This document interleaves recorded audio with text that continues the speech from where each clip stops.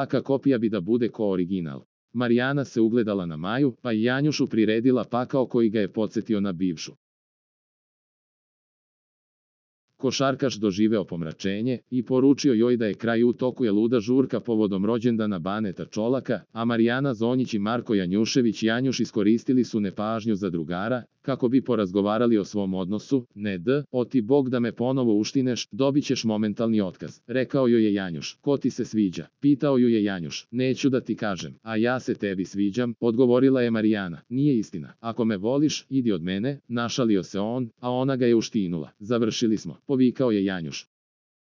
Za najnovije vesti iz zemlje i sveta kliknite subscribe, like i zvonce svaki dan, najnovije vesti, zato nas zapratite.